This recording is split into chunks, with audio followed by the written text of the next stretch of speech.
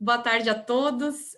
Nós já temos, né, para não atrasar mais, então, acho que vamos começar. Para quem ainda não me conhece, eu me chamo Shayla Bucco, sou sócia e responsável pela área Private da Nipur, e é um prazer estar com todos vocês, cumprimentar também de maneira muito especial os nossos clientes que estão presentes hoje, aproveitar e agradecer a confiança no nosso trabalho, em toda essa caminhada da Nipur, e agradecer também a presença ilustre hoje do Guilherme Benchimol, que é o fundador e presidente de todo o Grupo XP, está conosco. A gente sabe que a agenda dele está uma loucura, então, Guilherme, obrigada pelo teu tempo aí, por estar conosco hoje. E também agradecer a presença do Fernando Ferreira, que é estrategista-chefe da XP Investimentos, pessoa aí que a gente tem aprendido a admirar, acompanhado, e está também fazendo muito sucesso. Então, Ferreira, obrigada também pela tua participação. Antes da gente começar, eu queria falar um pouquinho da Nipur, porque como hoje nós temos muitas pessoas online, talvez ainda tenham algumas pessoas que não estão tão familiarizadas, então eu gostaria de compartilhar com vocês alguns dados rapidinho. Hoje, a Nipur, o nosso escritório, ela possui nota 95 no NPS. Para quem ainda não conhece o que é o NPS é uma régua, é uma métrica que avalia aí serviços e produtos, e é uma nota atribuída dos clientes, né, para esses serviços e produtos. Então, é uma régua que vai de 0 a 100, e a nossa nota hoje, média, é 95. Então, nós somos um dos maiores NPS de todo o Grupo XP, e é motivo aí, mais uma vez, de agradecer aos nossos clientes por tanta confiança e parceria no trabalho. Hoje a Nipur tem mais de 1,5 bilhão de reais sob assessoria. Nós somos mais de 30 profissionais e temos mais de 2.000 clientes aí sendo atendidos pelos nossos 30 profissionais. Nós ganhamos também, fomos eleitos em 2019 como o melhor escritório em performance de toda a rede XP. Então, é também algo que a gente carrega com muito orgulho e gosta muito sempre de reforçar. E, recentemente, nós expandimos a nossa atuação para mais 2 cidades aqui de Santa Catarina. Então, nós estamos agora também em Rio do Sul e em Jaraguá do Sul, que a gente já chama carinhosamente só de Jaraguá. E, então, com isso, nós estamos aí em mais de 9 cidades hoje, estamos nos 3 estados do Sul. Então, aos pouquinhos aí, estamos expandindo nossos horizontes. Para começar esse bate-papo, né, vamos dividir aí um pouquinho, eu acho que vou começar com o Guilherme, depois vou passar para o Ferreira também para a nossa conversa. E quem quiser aproveitar e fazer perguntas, a gente tem um Q&A aqui embaixo da tela, então você pode fazer perguntas, pode ser anônima, pode colocar seu nome também, e depois a gente vai fazendo essas perguntas tanto para o Guilherme quanto para o Ferreira. Guilherme, então, mais uma vez, boa tarde. Eu queria começar contigo e conversar um pouquinho, né, lá, voltar para 2001, quando a XP nasceu e você fundou a XP. De lá para cá, a gente vem enfrentando várias crises, né? Eu, de cabeça, assim, posso me lembrar 6, 7 ou mais até. O nosso empreendedor brasileiro, ele sempre quando está tudo arrumadinho, vem uma crise. Então, ele é bastante calejado, e hoje nós temos o nosso público, né? Muitos são empresários e empreendedores, então, nós temos vários deles assistindo. E eu queria saber como que você, né, e como a XP passaram por todas essas crises e conseguiram sair dessas crises. Quais foram as lições aprendidas? O que a gente carrega para se preparar para as próximas crises, que a gente nunca sabe quando vão acontecer? Como é que você tem encarado também essa última crise, que parece tão grande? Olá, Shayla. Olá, Ferreira. Olá a todos os ouvintes. Sempre um prazer conversar com a Nipur. E espero ajudar vocês hoje. Bom, vamos lá. Eu comecei a empresa em 2001, né? E eu diria que eu talvez tenha atravessado todas as fases que um empreendedor ele pode atravessar, né? Eu comecei como microempreendedor, né? A empresa era basicamente eu, né? Eu uma salinha que tinha 25 metros quadrados, né? E eu comecei porque eu fui demitido da corretora que eu trabalhava anteriormente. E então eu fui crescendo, era microempreendedor, virei pequeno empreendedor, médio empreendedor, até chegar ao estágio atual. E, de fato, a gente chegou a atravessar várias crises, e é muito diferente quando você tem capital, quando você tem experiência, quando você tem escala, do que quando você não tem, né? E, assim, foram vários aprendizados. Eu acho que o mais importante é você se manter sempre muito humilde às crises, né? E tentar sempre tirar proveito delas. Mas algumas coisas básicas são sempre, assim, quando você não tem escala, né? Tem aquelas fórmulas básicas, né? Que é importante que você consiga cortar os seus custos que não são necessários o mais rápido possível, que você foque em medidas de curto prazo. É, é, Inevitavelmente, se você tem pouco caixa, você vai ter que demitir pessoas, não tem muito jeito, né? Ou você faz isso, ou você acaba com a empresa a médio prazo, né? É, eu aprendi nas crises que, diferentemente do que talvez a maior parte das empresas fazem, é um momento onde você tem que investir em marketing, né? Obviamente, desde que você tenha uma condição de caixa mínima, né? É normal que, com tanto pessimismo, os empreendedores queiram ficar mais na trincheira, né? Queiram ficar mais isolados, queiram falar menos com o cliente. Acima de tudo, quem é do mercado financeiro, né? Porque nessas horas, aqueles investidores que são um pouco mais arrojados têm um pouco mais de perdas, né? Porque investiram em ações e assim por diante. Então, eu aprendi que nessas horas, o seu concorrente ele vai sempre cortar aquilo que é mais fácil cortar, que é a comunicação, que é anúncio em televisão, rádio, Google e assim por diante. E por conta disso, tudo, acaba ficando muito mais barato você anunciar e só você anuncia. Então, nessas horas de crise, é quando talvez você consiga demonstrar que você, de fato, quer construir uma relação de longo prazo com o cliente. Ou seja, estar com ele nos bons momentos e nos maus momentos. Então, sempre quando tiveram crise, eu fui aprendendo ao longo delas que você tem que inverter essa lógica. Você tem que investir em marketing nessas horas, se você pode, e estar próximo do cliente mais do que nunca. Porque é nessas horas que você consegue conquistar a confiança dele, né? Tem uma metáfora que eu uso com frequência, que é a metáfora do carro enguiçado na rua, né? Não sei se você já escutou ela, Sheila. Mas quando você enguiça um carro numa estrada, e começa a pedir ajuda, dificilmente alguém vai parar e vai te ajudar. Mas se você começar a empurrar esse teu carro na estrada e fazer muita força, você vai ver que muita gente vai estacionar o carro do seu lado e vai empurrar junto com você. Ou seja, é mais ou menos isso que é uma crise, né? Se você estiver se ajudando, se você estiver próximo do seu cliente e fazendo a coisa certa, os clientes vão te ajudar, eles vão se aproximar mais de você. Então, esse ensinamento é importante. Eu sempre aprendi que na crise você consegue ter ideias extraordinárias, desde que você consiga ter uma comunicação transparente com o time. Então, desde sempre eu aprendi que começou uma crise, chama o time,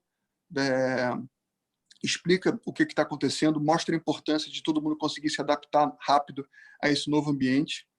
Eu sei que todo mundo adora ter um ambiente estável e controlado, mas infelizmente a vida não é assim. A vida é cheia de imprevistos. E eu sempre digo que, olha, o que te fez chegar até ali não vai ser o que vai te levar até o estágio seguinte. Então, se você não montar uma empresa que tem espírito capim, né, e não espírito bambu, né, que você pode ser capim ou bambu, né? Capim é aquela empresa que se adapta a qualquer vento e nunca quebra, né? Acho que ninguém nunca viu um capim quebrar, mas eu já vi muito bambu quebrar. Se bater aquele vento forte, ele vai quebrar porque ele é rígido, né? Então, é muito importante que o time entenda que em momentos de crise é importante se adaptar, é importante encontrar outras maneiras de se comunicar, de vender, de estar próximo do cliente, e que nessas horas, se você tem cabeça aberta, aparecem ideias extraordinárias, né? Não é à toa que nas guerras surgiram motor a jato, penicilina, antibiótico, entre outras milhares de coisas, né? Então, a gente na crise agora, ficou evidente que a gente consegue trabalhar com muito menos metro quadrado. A gente tem 3 mil funcionários, tem 25 metros quadrados entre Brasil e mundo, e está evidente que trabalhar de casa, no mínimo 2 dias na semana, é algo que é super eficiente, né? Você consegue entregar mais resultado com menos custo. Então, a gente já está avaliando aqui que, olha, talvez a gente consiga ter menos 10 mil metros quadrados por mês, né, de custo fixo. Então, são coisas que você vai aprendendo com o tempo, né? Eu diria que um pouco do que eu falei acabam sendo os aprendizados, né? E por fim, porque senão eu acabo falando muito mesmo, sempre que você entra numa crise, eu tive já um pouco essas impressões, né?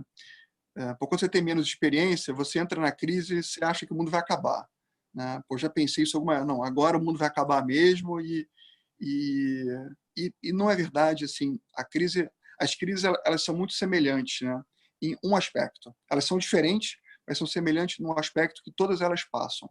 E sempre a última crise é pior, né? Se a gente voltar a 2015, né, se vocês se lembrarem lá, a crise era que o Brasil ia virar Venezuela, né, que ia mudar, era uma outra dinâmica e que o Brasil ia virar comunista.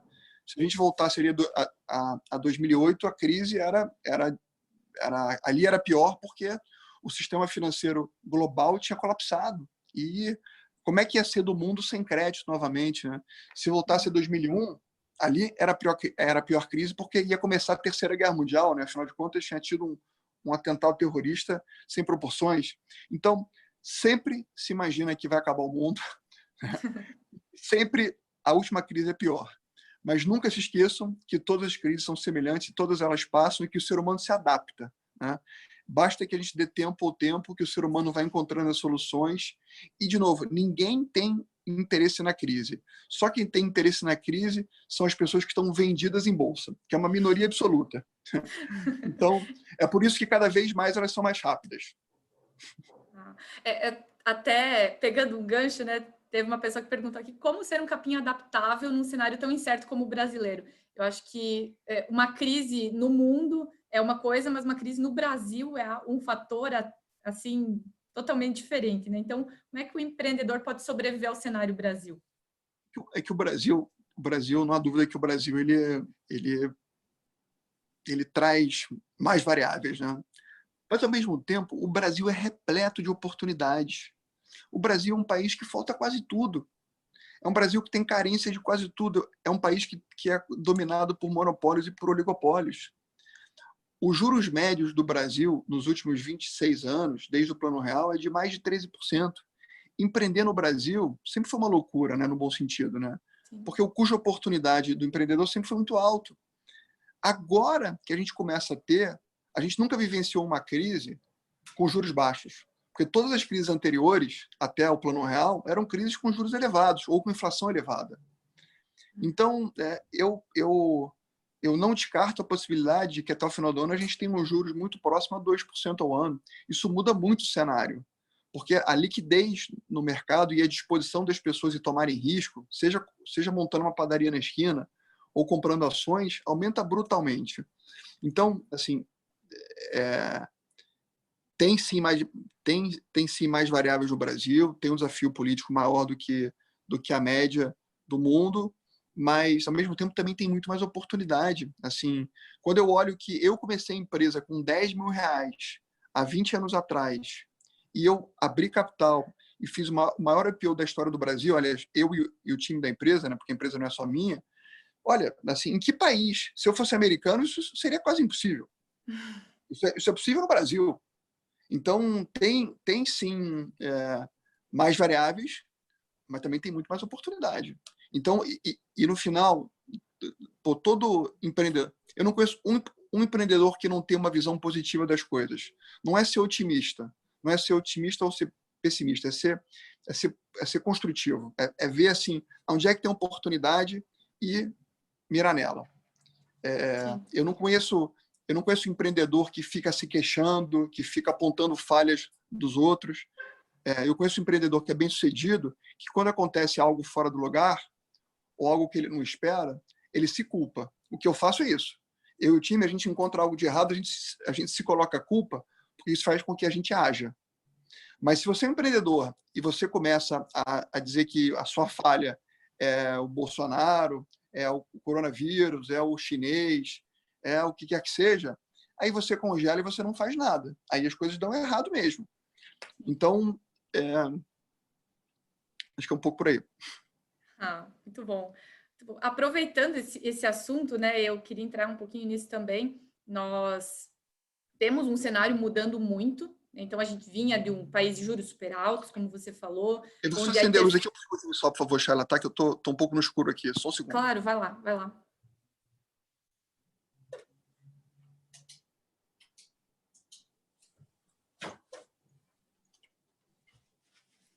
Acho que tá melhor, não tá? Melhorou, ótimo, excelente. Então, o Guilherme estava falando, né, que nós vínhamos de um cenário muito adverso, né, juros super altos, interferência do governo, e dificultava muito o empreendedorismo. E agora a gente tem um cenário começando a ficar, salvo o coronavírus, um cenário mais propício para isso. Mas ainda são raros os exemplos de empresas que conseguem sair do nada, como a XP, e abrir capital na bolsa, né? A própria XP foi a maior empresa que abriu capital na Nasdaq, né? Então, a empresa brasileira. Então, eu queria aproveitar, eu sei que você já falou um pouquinho sobre isso, mas que conselho você pode dar, né, para quem está nos assistindo, para dizer que não é impossível abrir capital na bolsa e que talvez isso um dia seja uma realidade um pouco mais frequente nas nossas empresas aqui no Brasil? Olha, eu diria duas coisas, já. Os países que talvez sejam mais prósperos são países que têm um nível de empreendedorismo mais alto. O Brasil tem um nível baixo, né? O Brasil tem um nível baixo de qualquer coisa ligada a longo prazo, né? E, acima de tudo, porque, né, quando a gente pensa que o governo nunca administrou bem as contas públicas, né, isso faz com que quem financiasse essa dívida do país fosse a poupança interna. E aí, de novo, você tem um cenário de juros médios de 13% ao ano, né? Ou seja, quem tem poupança, por que eu vou assumir risco? Por que eu vou empreender? Por que eu vou comprar uma ação? Por que eu vou pensar a longo prazo se eu tenho um super rendimento aqui de curto prazo, com alto retorno e com alta liquidez, né? Então, isso, de novo, isso mata o empreendedorismo e isso não cria uma melhor alocação da poupança de longo prazo. Quando você começa a ter o governo colocando as contas públicas no lugar e você vai reduzindo os juros, esse cenário vai mudando, né? E você vai cada vez mais, né? Uma coisa é você ter R$ 1 milhão na sua conta e aquilo te rende R$ 130 mil por ano, né? Isso é uma coisa. Outra coisa é você ter o mesmo R$ 1 milhão e aquilo te rende R$ 20 mil por ano, 2% ao ano. Aquele cliente começa a ficar incomodado, né? Ele fala assim, opa, eu investia na renda fixa e era muito bom. Agora não é mais tão bom. Será que agora eu não deveria empreender, montar um negócio, né? Ou comprar alguma coisa que me traga mais retorno a longo prazo? Porque aquela moleza que eu tinha antes, eu não tenho mais. E aí começa a criar cultura. Começa a criar a cultura de assumir risco, de empreendedorismo, de esperar que quem resolva as questões da sociedade não seja mais o governo, não seja em parte, porque quem puxou o crescimento do Brasil nesses anos todos de OCDE elevado foi o governo, porque afinal de contas, com tantos juros, poucos empreendem. Mas se você diminui os juros, você empodera a sociedade, você empodera as pessoas que começam a empreender e aí são elas que começam a gerar os empregos. São elas que começam a trazer as ofertas de produtos, de serviços, que geram competição entre empreendedores, que diminui o preço, né? E aí, esse nível de empreendedorismo é que faz a sociedade ser mais próspera, né? Então, é um pouco assim que eu vejo. Assim. Quando a gente pega os Estados Unidos, que tem mais ou menos 50% dos 300 e poucos milhões de habitantes que investem em ações, por que é isso no final? Porque lá teve uma política de juros baixos por muitos e muitos anos. E aí isso leva as pessoas a terem visão de longo prazo, a entenderem o que é volatilidade, o que é diversificação de carteira, o que é um fundo de ação. E aí começa a ser mais normal assumir risco. A gente no Brasil não sabe o que é assumir risco, né? A gente acha que assumir risco é comprar um fundo D5, né? E não é, né? Mas a gente está no caminho certo, a gente está mudando, mas isso demora tempo, né? Mas mas nada como impactar o bolso das pessoas. Se você impacta o bolso das pessoas,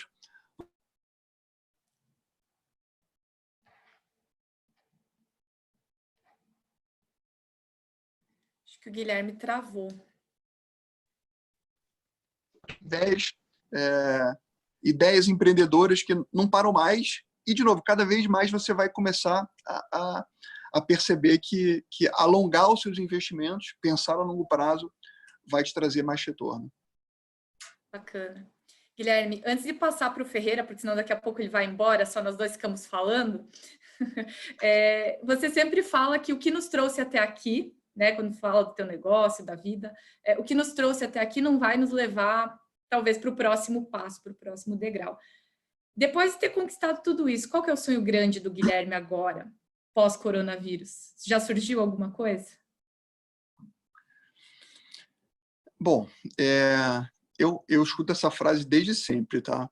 Porque a gente foi fazendo, essa coisa de ter conquistado tudo é muito a percepção de quem está de fora, né? É quase como talvez aquele filho que está crescendo e você, como pai, vê o filho crescendo todos os dias, você não percebe, e aí aquela tia que te vê a cada ano, a cada 2 anos, leva um susto. Então, assim, eu me lembro que em 2010, quando a gente teve a entrada de um sócio estrangeiro, porque até 2010 era só a gente, né? A gente foi crescendo carreira solo, literalmente. Ali me perguntaram, Guilherme, olha, assim, você começou do zero, você tem um fundo estrangeiro, que é o fundo da coroa britânica, que topou ser teu sócio, fez um aporte na companhia de 100 milhões de reais, você está no topo do mundo, né? Você e a equipe, o que vai ser agora, né? E a gente falou, olha, isso aqui é a nossa vida, a gente quer continuar crescendo, a gente acha que tem uma oportunidade brutal no Brasil, né? Aí deram-se 2 anos, apareceu um segundo fundo, né? Um fundo americano, né? O maior fundo do mundo, fez um valuation nosso de 1,3 bi de real, aportou mais alguns milhões na empresa, e a pergunta era a mesma, mas o que vai ser agora de vocês? Vocês já atingiram tudo, né? Falou, olha, isso aqui é a nossa vida, né? A gente não sabe fazer outra coisa da vida e a gente é engajado nisso que a gente acredita. E assim foi, né? E depois teve o Itaú, agora teve o IPO da Nasdaq. Então, a gente acredita que, de fato, dê para transformar a forma como as pessoas investem no Brasil. Existe uma concentração bancária no país que ela é ruim, ela é maléfica, ela não ajuda as pessoas a investirem melhor. As pessoas não têm opções, não têm serviço de qualidade, tem tarifas super exageradas, e quando você tem um desafio, e quando você, acima de tudo, quando você começa do zero, você sempre escuta que você não vai chegar lá e que não é possível, e que competir contra os grandes não é viável, e você tem esse senso de obstinação muito aguçado, e você se junta com pessoas que também carregam isso dentro de si. No final, óbvio que você vai ter sempre uma meta, né? Você vai ter sempre o próximo estágio, mas você nunca quer chegar a lugar nenhum, você quer só continuar. Você quer só continuar a jornada, porque se você chegar e falar, ó, cheguei e acabou, você vai morrer, né? Assim, imagina que eu chegasse, olha, não, o meu sonho agora é abrir capital na Nasdaq e depois acabou. A vida não tem mais graça, né? Então, eu acho que dá para continuar crescendo e fazendo a diferença no país por muitos e muitos anos, inspirando outros jovens, inspirando outras pessoas, ajudando, de fato, as pessoas a terem mais consciência financeira. E é muito gratificante entrar nessa espaçonave e, no fundo, sentir que ela só está começando. A gente só está começando. Então, tem muitos e muitos anos pela frente ainda. Bacana. A gente se espelha muito nisso também enquanto escritório, então acho que existe essa sinergia de pensamento, né, de começar pequeno e ir criando corpo. Acredito que é um sonho que a gente vai sonhando e que depois ele vai acontecendo. A gente se inspira muito nisso também. Não, até tem uma pergunta aqui, eu vou ter que fazer porque você falou sobre isso, mas quanto maior a XP fica, não é um risco que ela se torne parecida com as instituições financeiras que ela tanto criticou, que ela tanto afrontou? Eu acho que esse risco ele existe, mas eu acho que ele é muito pequeno. E E eu acho que a grande diferença entre a gente e talvez o sistema financeiro tradicional, que são basicamente os grandes bancos, é que lá atrás, quando eu comecei a empresa, eu aprendi a dividir a empresa com outras pessoas que eu sempre digo que são melhores do que eu, né? Então, quando você monta uma empresa onde você é o dono e você tem um grupo de executivos que trabalham para você, é um formato. E no final, eu diria que esse formato é um formato que impera no sistema financeiro atual, né? Você pega lá no Bradesco, no Banco do Brasil, na Caixa, no Santander, né? Você tem um controlador e você tem os executivos ali dentro. Sempre que você tem uma empresa de executivos, obviamente que tem executivos que são super competentes, super engajados e brilhantes, etc. Mas é diferente quando você é empreendedor e quando você é executivo. Quando você é executivo, se a tua vida começa a ficar muito difícil, você sempre tem a possibilidade de trocar de emprego.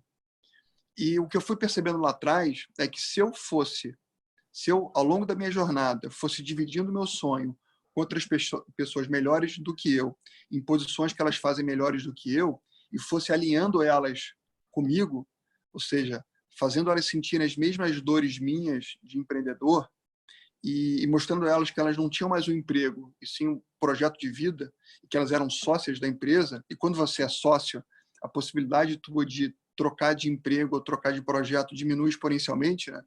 Eu não tenho outra possibilidade na vida que não seja fazer dar certo, né? Assim como meu sócio. Mas, de novo, mas quando você tem uma empresa que não tem donos, você sempre tem a possibilidade da pessoa, um executivo de banco, na média, troca de banco a cada 5 anos, né? Eu não me lembro de nenhum sócio da XP que tenha levantado a mão e falado, olha, não quero mais continuar, porque ele comprou um projeto de vida. Então, eu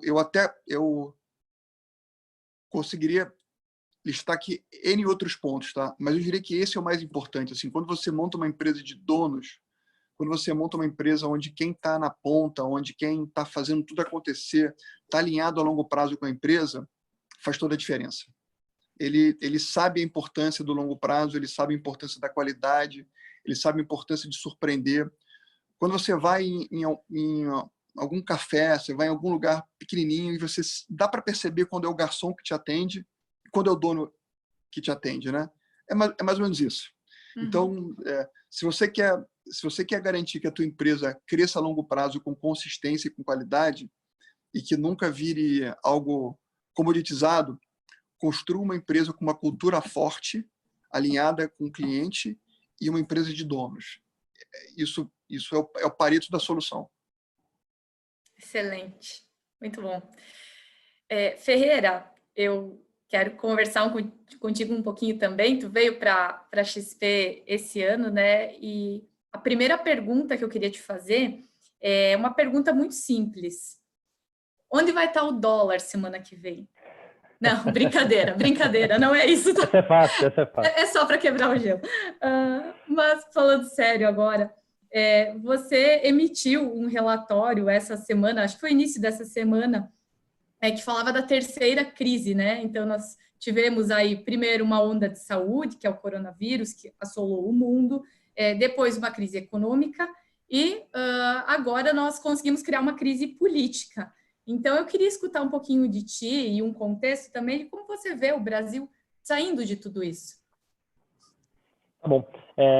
Não, obrigado. Deixa eu tentar mostrar alguns slides aqui, pode ser? Para a turma, para a gente falar do cenário. Vamos ver se eu consigo aqui, porque eu nunca fiz isso. Vocês conseguem ver minha tela? Sim. Legal. Então vamos lá, vamos falar um pouquinho dessa crise atual do ponto de vista dos mercados e a gente traz para o Brasil. Mas assim, acho que o diferente dessa crise, né, foi quão rápido os mercados caíram, né? A gente caiu aí, a gente está olhando o índice Dow Jones aqui nos Estados Unidos, porque tem um histórico muito longo, né? A gente consegue até comparar com a crise de 29. E você vê que o mercado caiu muito rápido, né? Foi uma queda de mais de 30% em menos de um mês, né? Que se comparou mesmo lá com a crise de 29. Mas aí eu vou falar um pouquinho por que a gente não acha, né, que essa crise atual ela é parecida com a crise lá de 29. Mas quando você olha lá em 2008, né, demorou para cair a mesma coisa, né, esse 30%, o mercado demorou quase 250 dias aqui, né, demorou mais de 6 meses para o mercado caiu em um mês, né. Então, realmente foi uma queda muito abrupta, mas, ao mesmo tempo, a gente também está vendo uma recuperação muito rápida, né, dos mercados. Então, a gente está vendo já uma alta, né, de mais de 30% lá fora, uma alta aqui de 30% também. Então, assim, realmente, se você lembrar aquele relatório que a gente escreveu, acho que foi um mês atrás, que a gente falou a crise mais rápida da história, a gente escolheu esse título não foi à toa, né, que a gente dizia lá, como essa crise chegou muito rápido e foi muito brusca, a gente também poderia sair dela de forma rápida por dois motivos principais, né? O primeiro deles é que a gente olhava o cenário da Ásia, né, principalmente da China, e a gente via lá uma recuperação relativamente rápida, né? Então, se eu vou passar aqui para frente, tem vários slides, mas só para mostrar essa tabela aqui que a gente olha de atividade na China, você vê que lá no final de fevereiro, vários setores na China estavam com atividade de 40%, 50% do normal, e que no final de março, vários desses setores já tinham recuperado quase 100% da normalidade, né? Você olha aqui, setor de consumo, tecnologia, etc. Então, foi uma recuperação rápida, né? E a gente olhava a mesma experiência da Ásia, falando, bom, se Europa, Estados Unidos e também o Brasil passar pelo mesmo padrão do coronavírus, que a economia inteira fecha, mas depois que reabre, vários setores vão reabrir relativamente rápido, isso também deve se traduzir em uma recuperação de preços rápida para o mercado, né? Aí só passar alguns outros slides interessantes. Aqui é o índice de volatilidade do mercado, né? Que ele é um índice que mede mais ou menos o risco, ou também chamado do índice do medo, né? Quanto que os investidores esperam que as bolsas nos Estados Unidos vão mexer de preço. Vocês olham que ele chegou até 80%, esse índice de volatilidade, que foi o maior nível histórico, tá? Isso foi maior que 2008 até, mas da mesma forma já vem caindo muito rápido, né? Ou seja, o mercado já está precificando uma volta à normalidade relativamente rápida. A gente viu o preço do petróleo, né, que vocês viram semana passada, maluquice, o preço chegou a negociar menos $40 o barril, né, o preço negativo, que saiu em todos os jornais. Agora o preço voltou, mas ainda continua bastante baixo, né, um preço de $20 o barril, enquanto o ouro não para de subir, né? Então, isso aqui é um claro indicador que os investidores ainda estão preocupados com a economia e ainda estão tentando proteger o portfólio, por isso que, né, o preço do petróleo cai bastante, o preço do ouro não para de subir. Mesma coisa com os títulos americanos, né? Isso aqui é o rendimento dos títulos americanos de 10 anos, que a gente vê também no menor nível histórico, né? Então, lá, se você compra um título de dívida do governo americano, ele está pagando 0,6% ao ano, né? Então, assim, não está rendendo nada a renda fixa, enquanto que você olha os dividendos das bolsas nos Estados Unidos, estão pagando 3 a 4% de dividendos as empresas, né? Então, essa comparação de dividendos das bolsas e quanto as bolsas estão rendendo em relação à renda fixa, ela é muito verdade tanto aqui quanto lá fora, né? Isso também ajudou os mercados a se recuperarem. Realmente, os níveis de impacto econômico, né, quando a gente olha nesse slide, eles são muito grandes, né? Você olha índices de confiança, você olha vendas de varejo caindo 20%, 30%, e acaba tendo um impacto no PIB também muito grande, né? Então, você vê Brasil já, estimativa isso aqui é do The Economist, né? Acima de 5% de queda esse ano, e no mundo também, né? A gente está vendo entre 6% a 7% de queda em vários países do PIB, mas, como eu falei, é uma crise que ela gera um impacto muito grande, muito abrupto, mas quando a atividade voltar ao normal, essa volta também é relativamente rápida, né? Então, olhar números do PIB hoje, números de atividade, eles acabam não sendo tão relevantes para preço, tá? Então, as pessoas até olham, pô, mas o PIB saiu hoje, o PIB americano, menos 5% quase, e a bolsa subiu 3%, não faz sentido isso, mas é porque o mercado sempre olha para frente, né? E os investidores já estão olhando para o cenário de recuperação, né? Por isso que olhar para PIB agora e para os dados que estão saindo, eles acabam não sendo é o melhor indicador para preços de ativos, né? Porque o mercado já está precificando como vai ser a recuperação e a retomada. E aí uma última coisa que eu queria falar, antes de trazer aqui para o Brasil, são esses pacotes anticrise, né, que a gente tem visto tanto aqui quanto lá fora, que vão ficar no pós-coronavírus, né? Então, vários desses pacotes de liquidez dos bancos centrais e também pacotes fiscais, né, que a gente tem visto serem anunciados no mundo todo, esses estímulos, eles continuam depois que a crise do coronavírus passar, né? Então, o mercado também tem olhado para isso tem dado muito suporte para preço, e só fazendo o gancho com o começo da minha fala, é por isso que essa crise é muito diferente da crise de 1929. Em 1929, não existiam esses mecanismos, né, de Banco Central comprando título no mercado, dos governos, né, colocarem tanto estímulo fiscal, e ali demorou uma década, né, para os Estados Unidos recuperar e para o mundo recuperar, porque você não tinha esse apoio extra que os governos têm dado agora. Então, a resposta foi muito rápida, né, dos governos, e aqui também você vê o Brasil com uma resposta muito grande, né, o que até gerou, né, uma grande dúvida, né, e aí só para trazer para preços de ativos aqui, para acabar minha fala, para não me entender demais, mas isso gerou um impacto e uma dúvida no Brasil sobre o que vai ser o pós, né, 2020, o que vai ser o pós-coronavírus, se a gente vai manter esse nível de gastos, né, em excessivo que a gente tá fazendo agora, que é totalmente necessário, mas sim gerou uma dúvida no mercado se a gente estava saindo de um cenário de ancoragem fiscal, né, e a gente estava voltando para um cenário de gastos acima do normal, o que faria, né, com que todo esse cenário de corte de juros que a gente conseguiu fazer ao longo dos últimos anos fosse colocado à prova, né? Então, quando você olha a curva de juros, a curva acabou empinando bastante, né? Ou seja, os investidores estimando que lá no longo prazo os juros já voltaria acima de 7%, e isso é muito ruim para as empresas, né? Porque as empresas que captam no longo prazo, elas acabaram vendo que o custo do crédito delas subiu, né? Por mais que o Banco Central tá cortando juros. Então, por isso que no Brasil especificamente, né? Além dessa questão fiscal, a gente teve essa questão política que você comentou, que realmente sexta-feira foi, né, o que a gente chamou do Moro Day, né? A gente teve o Joesley Day e agora foi o Moro Day. Mas a notícia boa foi que desde então o governo tem suportado bastante o Guedes, né? O presidente tem suportado muito o Paulo Guedes e o time econômico.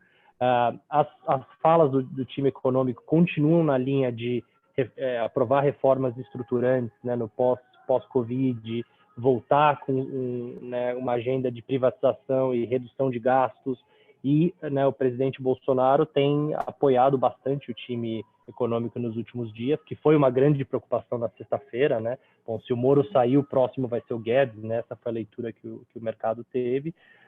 E também do ponto de vista do Congresso, vale lembrar que o Moro ele não tinha uma grande relação com o Congresso, né? Até por ter sido o algoz de vários deles, e essa crise política não foi comprada pelo Congresso, né? O Congresso não apoiou nenhum pedido de impeachment ou nenhum processo nesse sentido, né? De trazer uma crise política para o Congresso, o que também foi muito bom. Então a leitura dos últimos dias foi melhor, né, do ponto de vista político, sem dúvida, tanto do ponto de vista do Congresso quanto o apoio ao ministro Paulo Guedes.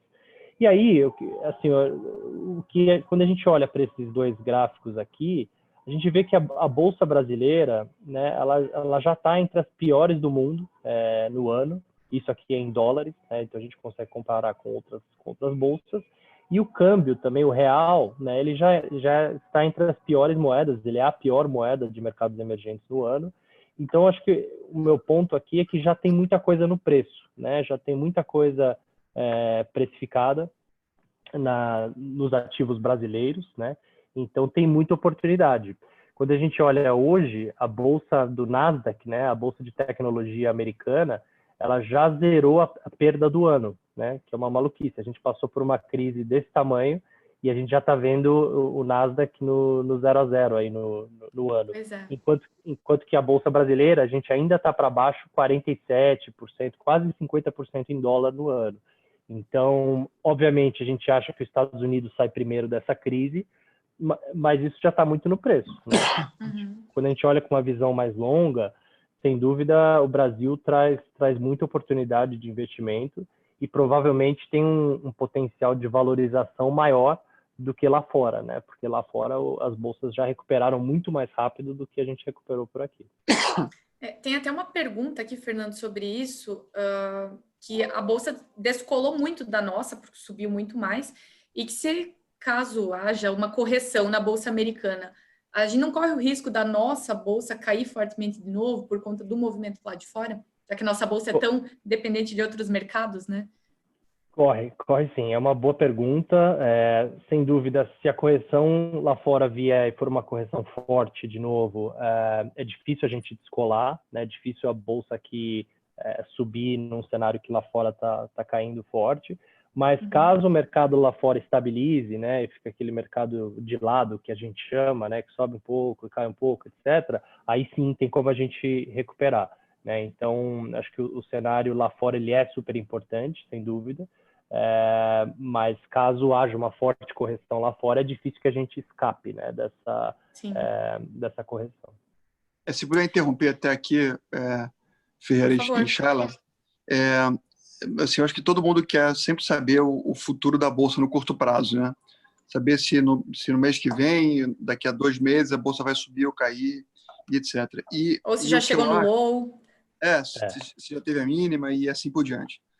E acima de tudo, quem investe quem investe nas empresas da Bolsa de Valores tem que estar mirando o longo prazo. Obviamente que existem clientes especuladores que querem comprar hoje e vender amanhã, né, eventualmente, mas eu diria que para quem é investidor, e é nesse público que eu realmente vejo sucesso nas pessoas que fazem a coisa certa, ela não tem que estar... Óbvio que você vai sempre tentar otimizar a sua compra, mas eu não tenho dúvida que nesse momento, que nos momentos de crise, é quando você consegue comprar aquela boa empresa que você sabe que tem um management competente, que tem caixa, que tem uma liderança forte, que tem um serviço ou produto que o cliente gosta a preços baratos. Seja comprar uma empresa, eu sou um grande investidor de fundos de ações, eu acho mais eficiente investir através de fundos de ações, porque ali eu tenho sempre um gestor por trás que consegue saber exatamente a empresa que vai se encaixar melhor naquele novo cenário macroeconômico, né? E sabe a hora de comprar, de vender e assim por diante. Então, eu sempre enxergo a crise como um momento onde eu posso comprar aquelas cotas a preços mais atraentes, porque eu sei que mais cedo ou mais tarde as coisas vão voltar ao normal e aquelas empresas vão voltar a crescer, né? Sendo até mais prático aqui, quando a gente busca um índice no Brasil que é pouco conhecido até, chamado índice IQT, que é o índice Quantum Ativo. Ele é medido desde 96. Ele mede a média dos fundos de ações brasileiros há 24 anos. Esse índice, e de 96 até hoje, tiveram inúmeras crises, né? Teve a crise da Ásia, teve a crise de 2001, entre outras, né? Esse índice subiu 6.000% do início até o início da crise, né? Ou seja, quem colocou R$1 milhão tem hoje por 60 milhões de reais. Se a gente comparar com o CDI também foi muito alto no período. Então, quem botou R$1 milhão tem mais ou menos 20 milhões de reais. E quem comprou Ibovespa, que é o índice das 52 ações mais líquidas da Bolsa, não necessariamente as melhores, tem 15 milhões de reais, ou seja, subiu 1.500%. Meu ponto é, a despeito das crises, quando você tem visão de longo prazo, ou seja, você não vai usar o dinheiro no curto prazo, é um momento de oportunidade. Não é um momento de você vender, é um momento de você comprar aquilo que você gosta a preços atraentes. Mas as pessoas são muito mais imediatistas e querem resultados no curto prazo. E o longo prazo sempre foi a melhor maneira... Aliás, investir em ações a longo prazo sempre foi a melhor maneira de você ganhar dinheiro. Mas é importante que as pessoas tenham paciência e um pouquinho de sangue frio. Tem uma pergunta aqui perguntando para o Ferreira se já está na hora de comprar ações ou de entrar em fundos de ações, enfim. E eu escutei em uma outra live, esses dias com um gestor, que sempre é hora. Acho que foi o Rogério Freitas até que falou do Private. Sempre é hora. Se você tem visão de longo prazo, é muito difícil você acertar o dia exato, que vai estar lá no fundinho do poço, né? Sempre é hora. Então, quem está errado, falou ele, aquele dia, quem não está na bolsa. Perfeito. Roubou minha resposta. Era o que eu ia falar. Olha, eu estou aprendendo. A gente fez um estudo lá de quem compra ao longo de 6 meses e comparou com o investidor que, quando o mercado cai 20%, ele coloca lá todo o seu patrimônio de uma vez, né, em renda variável. Em geral, em cenários muito voláteis como o atual, que o mercado mexe muito, o primeiro cenário é melhor. Aquele investidor que vai fazendo aportes sempre está aportando na renda variável, ao invés de tentar acertar o fundo do poço, né? Porque pode ser que a bolsa volte a cair e aí você se desespera e vende a preços mais baixos do que comprou, enfim. Ter um preço médio e ir aportando ao longo do tempo na renda variável, pensando nessa cabeça de longo prazo, é super relevante, né? E é exatamente assim que a gente tem que investir em renda variável. E aí, quando você pensa em carteira também, por isso que é muito importante ter um assessor ao seu lado pensando na sua carteira, quando a bolsa cai, para você manter o mesmo percentual de renda variável, você tem que comprar mais, né? Você tem que aumentar a sua exposição.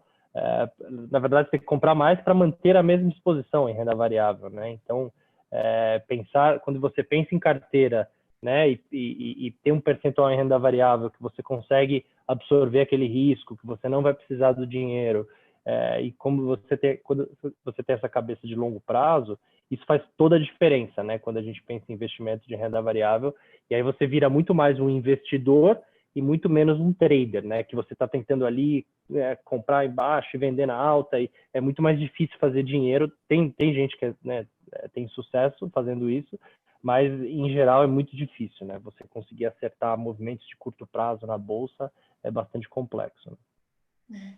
E Ferreira, só para complementar, até tem um comentário aqui, uma pessoa que diz que o problema que ele vê nos fundos é a parte do resgate, que muitos são 30 dias, 45 dias, e que às vezes você não consegue sair no momento exato que você gostaria.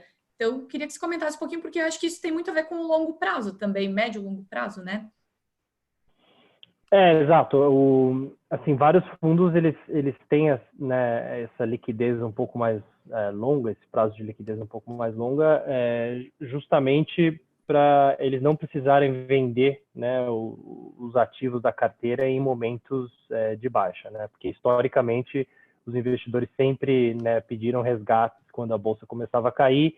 Isso gerava uma forte pressão de vendas nos ativos, e eles tinham que se desfazer da carteira no pior momento, né? Então, isso acabou ajudando bastante os fundos, né? A gente viu os fundos tendo uma captação positiva, né? Não teve saída de dinheiro dos fundos e da bolsa também, né? Eu estava olhando os números aqui, ó, desde o começo do ano já entrou 35 bilhões de reais de pessoas físicas, né, na bolsa, o que é excepcional, né? Uma mudança de paradigma muito grande, né? No passado, sempre o investidor, pessoa física, era o primeiro a sair nesses momentos, né? E acabava perdendo a recuperação do mercado. Que eu acho que são duas coisas aqui, né? Tanto os juros muito mais baixo, né? O custo marginal do dinheiro muito menor, mas também todo esse trabalho de educação financeira que a gente vem fazendo, né? Que os assessores vêm fazendo, enfim, todos os influenciadores. Então, as pessoas estão procurando muito conteúdo, né? De qualidade, para saber como, né, se portar, como eles devem olhar para os investimentos. Então, isso tem feito toda a diferença, né? Ótimo. Ferreira, o pessoal está perguntando também sobre a injeção de liquidez dos bancos centrais nos mercados e o medo disso gerar uma inflação e, consequentemente, um aumento de juros, algo que não está desenhado para esses próximos períodos. Como é que você está enxergando isso? Ótima pergunta do André. Sem dúvida é um risco, né? Sem dúvida, os Estados Unidos imprimiu já 2,4 trilhões de dólares, o Banco Central, o Fed, injetou no mercado em um mês. Para você ter ideia, em 2008, o Fed injetou 1,5 trilhões em 6 meses. Então agora já foi quase 1 trilhão a mais em apenas um mês, e o Fed disse que vai injetar mais 2 trilhões. Né? Então você vai ter só do Fed, né, do Banco Central Americano, mais de 4 tri investidos no mercado, em compra de títulos, né? E isso acaba indo para todo o mercado financeiro, essa liquidez sem precedentes. Então, o que isso pode causar? Sem dúvida, uma desvalorização das moedas de forma geral, né? Então, ativos reais, eles ficam mais atrativos nesse cenário. A gente lembra que a gente já passou por isso no Brasil, né? A gente tem um histórico grande aí de inflação. Então, um dos ativos reais, né, o setor imobiliário, os fundos imobiliários, terras e também as ações, né? Ações são ativos reais. Boas empresas, né, como o Guilherme falou, com gestores bons, etc., setores com bons fundamentos, essas empresas conseguem subir seus preços, conseguem repassar preços em um cenário de inflação. Então, ter ações nesse cenário é muito melhor do que ter ativos do governo de renda fixa, né? Porque eles acabam te protegendo o seu portfólio muito melhor. E aí muita gente pensa no ouro também, né? Como é uma proteção de carteira nesse cenário de possível inflação. Mas o que eu diria para o André é que não é o cenário base, tá? Esse risco ele existe sim, mas o cenário base é que essa liquidez sem precedentes, ela está sendo colocada no mercado para cobrir um buraco também sem precedentes, né? Então, a queda de PIB que a gente está vendo também é um negócio maluco, né? Se você pensar que os economistas estão estimando que o PIB americano cai 30% no próximo trimestre. 30% de queda anualizada, né? Esse primeiro TRI caiu 5%, o segundo TRI pode cair até 30%. Então, todo esse dinheiro que está vindo são estímulos realmente para cobrir esse buraco de parada de atividade que a gente teve, que tem um impacto econômico gigantesco, né? Então, por isso que é muito difícil que gere inflação esses estímulos, né? Porque realmente a atividade econômica no mundo todo parou, né? E isso nunca tinha acontecido. Então, por isso que não é o cenário base, tá? O cenário base atual é até o contrário, é deflação. A gente está vendo, né, muito corte de preço e não de inflação. Bacana. Aproveitando também, o pessoal perguntou aqui sobre o crédito privado. Acho que nós tivemos um evento que muitas pessoas, né, é algo totalmente inesperado. Muitas pessoas nunca tinham vivido nada parecido e é um movimento super diferente, tudo, né, da bolsa e tudo mais. Então, se você pudesse também comentar um pouquinho sobre o cenário do crédito privado, né, se o pior já passou, como estão as perspectivas para os próximos períodos nesse tipo de ativo. Tá bom. Assim, a gente viu no crédito privado aquilo que eu falei dos fundos de ações, né? Muita gente, por esses fundos terem uma liquidez mais curta, muita gente optou por vender, né, ou resgatar dos fundos de crédito privado, e isso levou a uma venda no mercado secundário por parte dos gestores, o que acabou fazendo que as perdas fossem até maiores, né? Porque todo mundo teve que se desfazer dos papéis do pior momento, né? E isso não aconteceu, felizmente, nos fundos de ações, né, que tem um período de resgate mais longo, mas sim aconteceu na renda fixa, no crédito corporativo. Então, isso acabou gerando preços que não fazem o menor sentido, né, de títulos AAA, né, de empresas super sólidas, negociando com spreads malucos, né, de 300, 400, 3 a 4% acima do CDI, que não faz o menor sentido, né? Então, isso gerou muita oportunidade para os investidores, né, olhar esses papéis e comprarem esses papéis diretamente, porque era uma venda forçada por parte dos fundos, né? Os fundos não tiveram outra opção, eles tiveram que se desfazer desses papéis no pior momento. Então, eu acho sim que o pior já passou. Eu acho que o governo, qual é a diferença de uma crise que vem por conta de uma pandemia? Está muito claro na cabeça de todos os governantes que isso não é justo, né? Não é justo deixar as empresas quebrarem por conta de uma pandemia, né? A gente ouviu isso do ministro Paulo Guedes. Pô, não é justo que eu deixe as empresas aéreas quebrarem sendo que as pessoas vão querer voltar a viajar daqui 6 meses, né? Então, como é que eu deixo todas as empresas aéreas pararem de funcionar, né? Então, nesse sentido, o governo e o Banco Central estão criando várias medidas, né, dentro desses pacotes anticrise para ajudar, né, as empresas a passarem por esses 3 meses difíceis, né, sem caixa, enfim, que elas não demitam, né, que elas consigam pagar suas dívidas, enfim. Então, sem dúvida, eu acho que esses programas dos governos e dos bancos centrais, eles vão ajudar a fazer com que o cenário, né, isso não vire uma crise de crédito, né? Então, acho que isso é muito importante. Né, esses pacotes, sem dúvida, tiraram muito do risco de crédito que o mercado imaginava ali no meio de março, né? Então, sem dúvida, acho que o pior já passou e ainda tem muita oportunidade no crédito privado. Acho que tem bastante papel de empresa boa pagando juros bem interessantes. Bacana. Ferreira, a gente já está se encaminhando para o final, mas eu queria que você comentasse um pouquinho sobre setores também. Tem uma pergunta aqui, pedindo quais são os setores que vão serem mais impactados, até você já comentou um pouquinho, e quando projetam que esses setores voltarão ao normal. Então, se a gente já tem alguma visão sobre isso. Tem sim. Como é que a gente pensa nos setores hoje em dia? São 4 caixinhas de setores aqui que eu separaria as empresas, tá? O primeiro deles são empresas que estão tendo algum benefício de curto prazo nas vendas, mas que depois desse pique de vendas elas voltam ao normal rapidamente, que aqui são o setor farmacêutico, o setor de varejo de alimentos e o setor de alimentos, né, como um todo. Então, você gerou esse efeito estocagem, né, que as pessoas saíram para comprar tudo, enfim, e se estocar, mas isso volta ao normal relativamente rápido, né?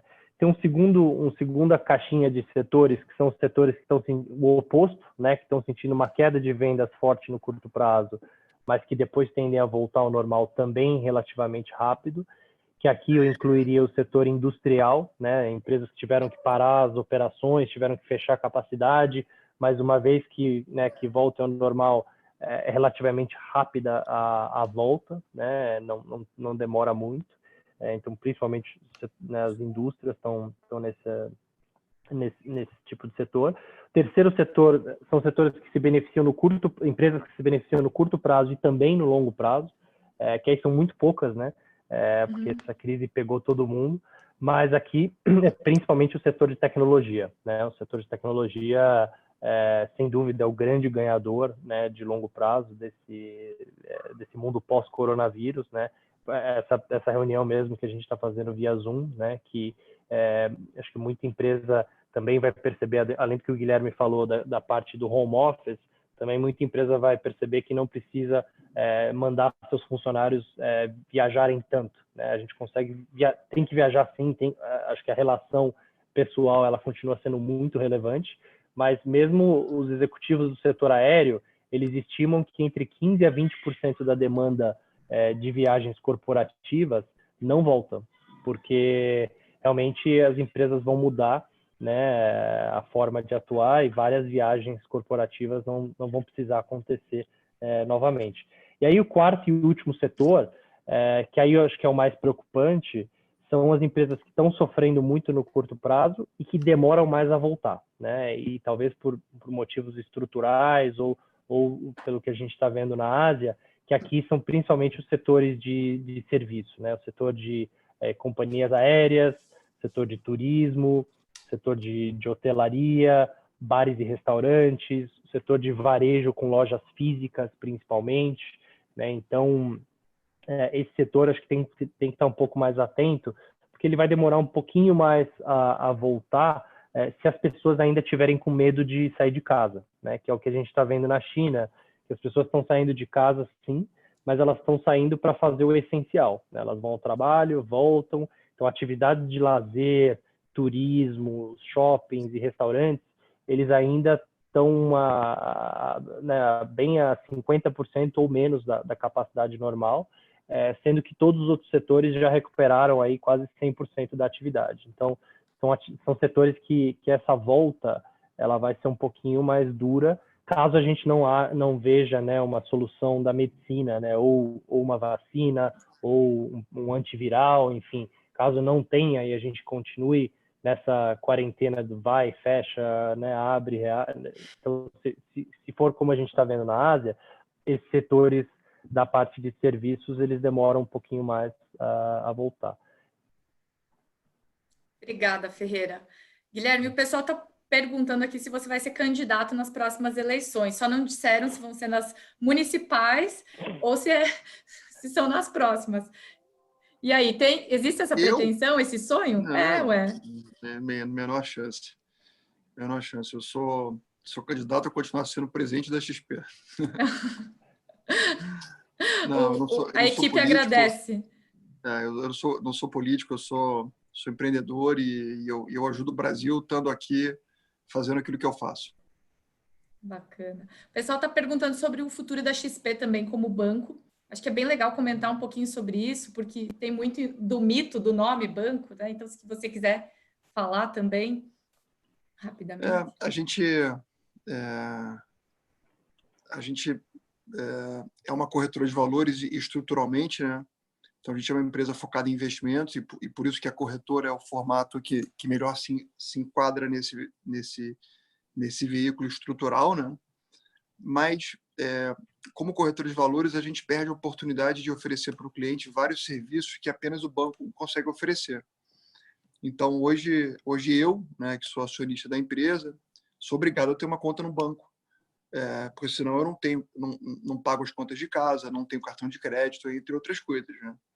Então, acaba que você tem que investir um pouco no banco onde você tem conta corrente, porque senão você não consegue ter um controle eficiente das despesas, né? Então, o que a gente quer fazer com o banco, e o banco já começou, na verdade, dar a possibilidade do cliente que já investe com a gente conseguir ter uma experiência completa, né? Então, caso o cliente queira, muito em breve, ele vai ter uma experiência de conta corrente, sem tarifa escondida, com acesso a serviços super diferenciados, digitais, com o menor crédito do Brasil, do ponto de vista de taxas, né? Com um cartão de crédito super diferenciado, e isso tudo vai ajudar a gente a oferecer para o cliente uma experiência integrada e única, né? Então, do ponto de vista de empreendedorismo, é uma maneira nossa de criar uma fidelização maior do cliente, né? Lançar uma nova linha de negócio e tornar a empresa ainda mais fortalecida, né? Mas a gente não muda em nada a nossa visão. A gente é uma empresa de investimentos e seu banco não é que a gente está virando a casaca, tá?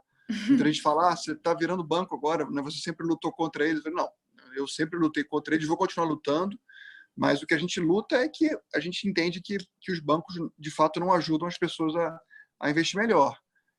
Mas eu, como corretor hoje, não posso oferecer serviços que apenas os bancos conseguem. Então, a gente não está mudando a nossa forma de ser, a gente só está agregando novos serviços que, de novo, apenas como banco. Tudo para servir o nosso investidor, né? Isso aí. Exatamente. Ferreira, eu quero abrir para as suas considerações finais. Eu tenho 3 perguntinhas aqui para fechar, e aí, se você quiser também fazer suas considerações. Primeiro, tinha como prever essa crise? Tinha algo que os analistas não preveram, que tinha como ter percebido antes? Segundo, preço do dólar para dezembro de 2020, que o pessoal está perguntando, e bolsa. As perguntas que são sempre as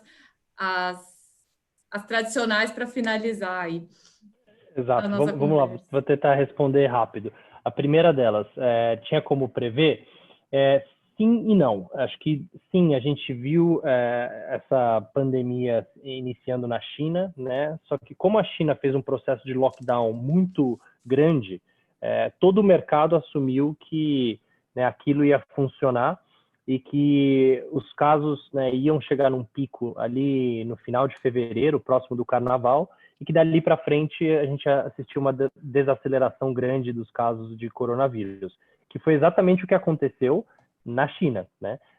Só que como o coronavírus se espalhou para o resto do mundo e o mundo teve que entrar em lockdown, foi isso que todo mundo errou, né? Assim, ninguém previu porque a premissa básica que a gente fazia, que o mercado fazia no meio de janeiro, é que a China ia ter um sucesso ali em controlar essa pandemia, dado o lockdown, foi feito, né, muito rapidamente e foi um lockdown bastante expressivo, né, na China.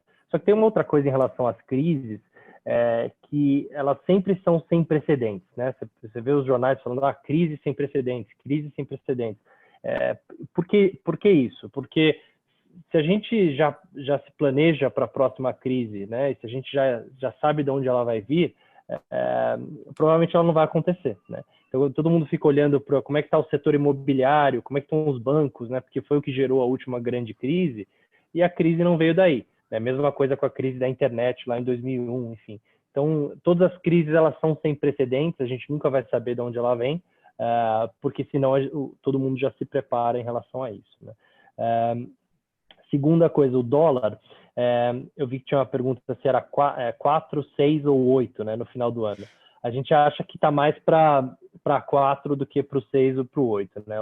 Os modelos aí dos economistas, eles indicam que o câmbio de equilíbrio hoje está em torno de 4,70. Então, esse é o nível de equilíbrio num cenário normal. Então, essa projeção para o final do ano. É óbvio que quando o mercado tem mais aversão a risco, né, o câmbio ele fica acima desse preço de equilíbrio.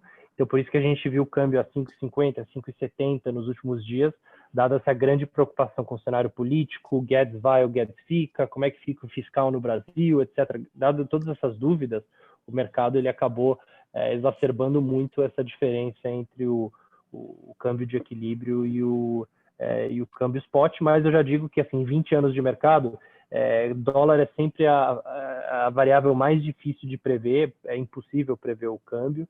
Eu até coloquei lá no meu Twitter e no meu Instagram essa semana que, assim, a melhor projeção para o câmbio é sempre o spot, né? Porque é muito, muito complicado, né? Os economistas sempre erram, né, a projeção, que é sempre bastante difícil, mas o ponto que eu queria dizer é esse, né? Que o câmbio, sem dúvida, descolou muito por conta desse cenário aí de aversão a risco e essa crise política aí que tivemos nas últimas semanas. Última coisa em relação à Bolsa, a nossa projeção é 94 mil pontos para o final do ano.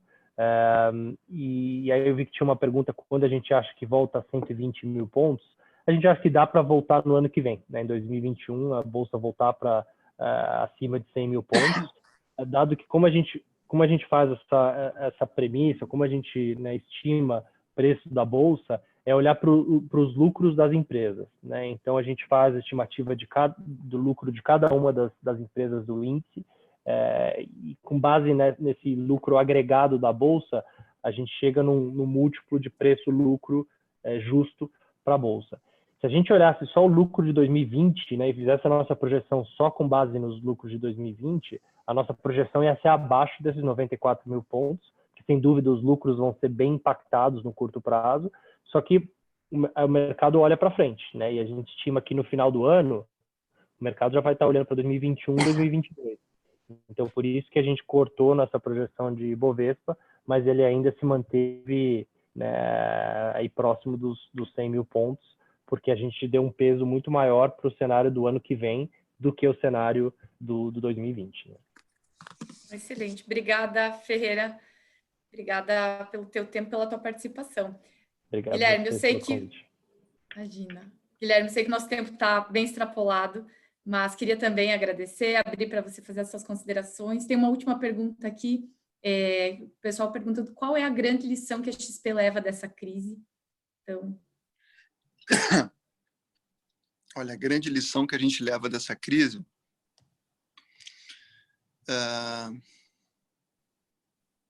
Boa pergunta. Assim, em toda crise sempre tem muita lição, né? Mas eu não sei se tem uma grande lição, né? Assim, acho que a gente veio aprendendo, a gente construiu uma empresa que é muito dinâmica, né? Que tem uma cultura muito, muito adaptável. E talvez a lição que a gente tenha aprendido dessa crise foi um pouco do que eu falei, né? Que a gente certamente consegue trabalhar melhor, com menos custo e ser mais eficiente, fazer com que os executivos nossos tenham mais qualidade de vida de um jeito diferente. e talvez a gente nunca fosse seguir esse caminho se não fosse obrigado a seguir o caminho, né, de botar as pessoas em casa, né? Assim, imagina a gente há 2 meses atrás, tudo funcionando, a gente vinha com uma ideia de, gente, vamos fazer um teste aqui, vamos colocar as pessoas em casa, né, usando o Zoom e etc. Ninguém ia aceitar, né? Então, acho que o grande aprendizado dessa crise foi isso, né? Dá para trabalhar assim melhor, de um jeito diferente, tendo mais qualidade de vida. Ganha, ganha, ganha, né? Todo mundo ganha, né? A empresa ganha porque tem custos menores, o executivo ganha porque ele consegue ter mais qualidade de vida, ele consegue morar eventualmente em outra cidade, né? E seguir conectado à empresa, e o cliente ganha porque a gente consegue ser mais eficiente no final. Então, acho que esse foi o grande aprendizado. Eu acho que nesse aspecto a gente vai ter uma mudança importante no mundo, né? Acho que você vai ter uma descentralização de grandes centros urbanos e vai ser possível que você possa trabalhar na capital sem estar na capital todos os dias, né? Então, acho que é um aprendizado importante. Guilherme, quero agradecer, em nome da Nipur, né, o teu tempo e a parceria de sempre. É sempre um prazer estar contigo. Não, igualmente. Igualmente, assim, vamos ser positivo, ser otimista. Eu não tenho dúvida que essa crise vai ser mais rápida do que a maioria das pessoas pensam.